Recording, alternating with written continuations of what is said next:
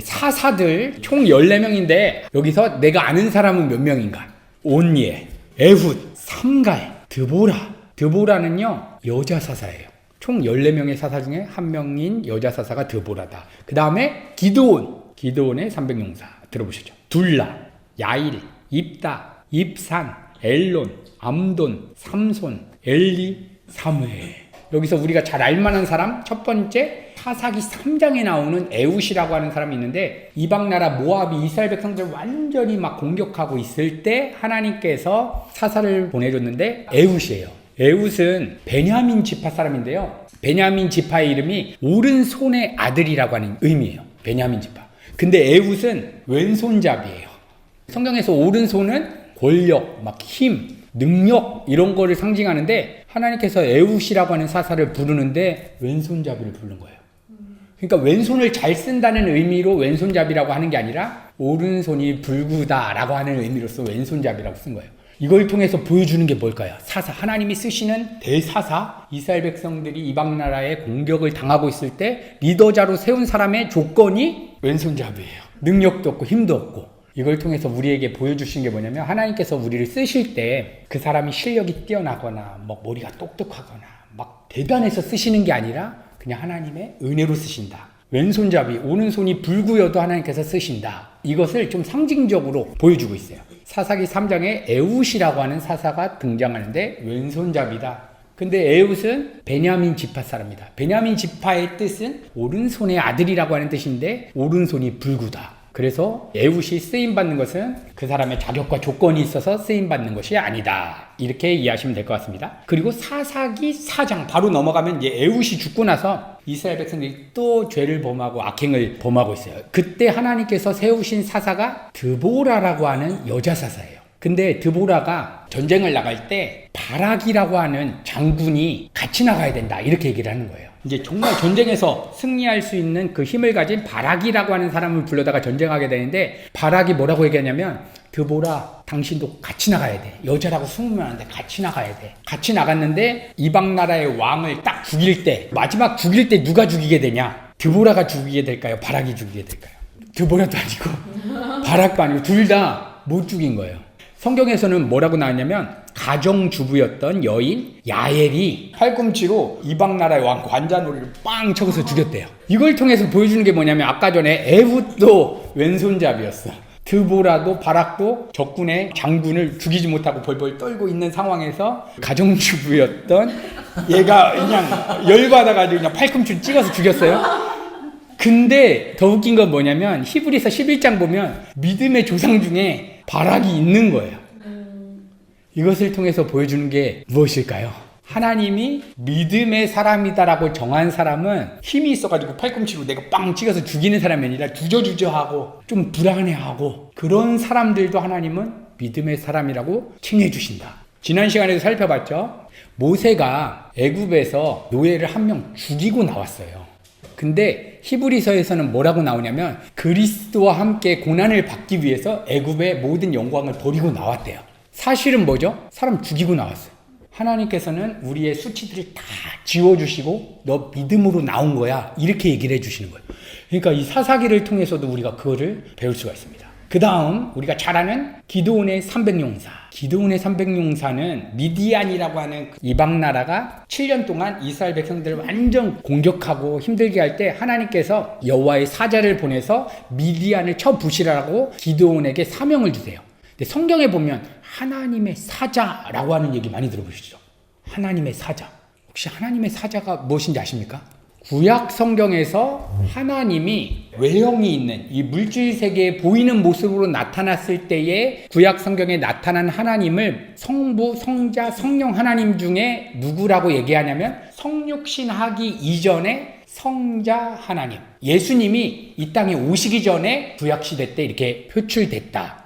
기드온이 이스라엘 백성들에게 미디안이랑 싸울 사람 모여라 하니까 몇 명 모였냐면 32,000명이 모여들었어요. 근데 하나님이 너무 많다는 거예요. 그래서 사람을 걸러내는데 하나님께서 300명을 남기시는데 어떠한 모습으로 남기시냐면, 시냇가에 물이 흘러요. 근데 목이 말라가지고 물을 먹는 자세에 따라서 전쟁에 나갈 사람, 전쟁에 안 나갈 사람을 구분 지는 거예요.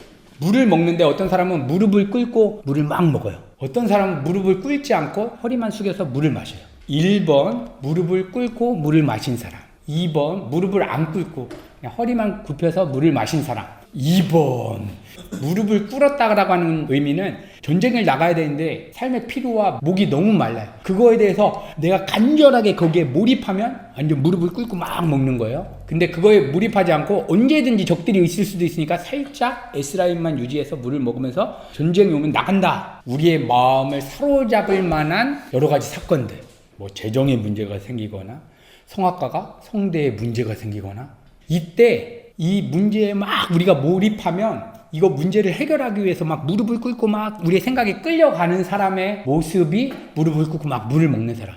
다른 사람은 이게 어찌 되건 말건 이 어려운 인생 문제가 해결되든 안 되든 그냥 하나님이 주신 이 상황에 물 먹으라고 하면 살짝 먹으면서 하나님께만 마음을 집중하는 그러한 것을 상징적으로 보여주고 있어요. 그러한 300명이 하나님의 군사로 세워지고, 이제 우리가 이제 영적 전쟁에서 승리할 때 어떠한 우리 생각을 다 사로잡을 만한 그러한 일들 앞에서 내가 주어진 것은 성실히 하겠지만 그 생각과 거기에 마음을 내가 굴복하진 않겠다.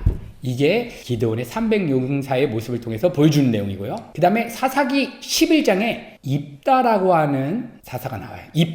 입다가 하나님께 서원하는 내용이 있어요. 입다가 뭐라고 서원하냐면, 암몬이라고 하는 이방 나라와 전쟁하는데 하나님 전쟁 승리하게 해주시면 내 딸 하나님께 바치겠습니다. 약간 거래 같죠. 하나님 요번에 입시 붙게 해주시고 내가 원하는 학교 가게 해주시면 뭐 헌신한다고 할까요? 그리스 선교 가겠습니다. 아니면 성가대 하겠습니다. 아니면 주의 길 가겠습니다. 뭐 이렇게 할 수도 있겠죠. 근데 하나님이 정말 기뻐하는 모습이었어요. 근데 자녀, 딸을 바친다는 거예요. 왜 이렇게까지 서원을 했을까요? 이것은 신앙의 본질적인 의미가 있어요. 입다는 전쟁에 나가서 승리를 하면 자기의 실력과 자기의 능력으로 내가 승리했다라고 할 수 있는 자기의라고 하는 죄가 자기 속 안에 있다는 것도 알고, 전쟁에서 승리하면 그거에 기쁨과 만족과 승리감에 취할 수 있다라고 하는 죄의 본성을 알고 있었어요. 보세요. 이스라엘 백성들이 애굽에서 노예 생활할 때 하나님께서 기적들 다 보여줬었는데 홍해바다 가르고 나오고 모세가 시내산 가니까 얘네들이 금송아지를 만들었죠. 왜냐면 그때는 체험과 막 기적이 있었는데 소소한 일상에 아무런 체험도 없고 하나님의 그 능력과 신비에만 취하니까 우상숭배를 했거든요. 입다는 그걸 알고 있었던 거예요.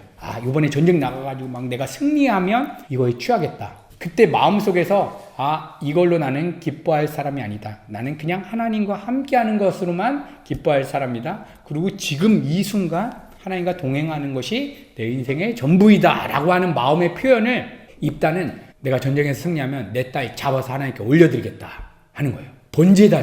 번제대에서는 어린 양이 죽고 있고 각을 떠가지고 막 불에 태워서 올리거든요. 그것은 어떠한 마음을 표현한 거냐면, 하나님, 내가 전쟁에서 승리를 하건 뭐를 하건 하나님만이 내 인생의 가장 소중한 것입니다 라고 하는 그 신앙의 고백을 서원으로 들었던 것 같습니다. 그리고 마지막 유명한 사사, 헤어스타일이 빡빡이로 바뀐 사사 삼손.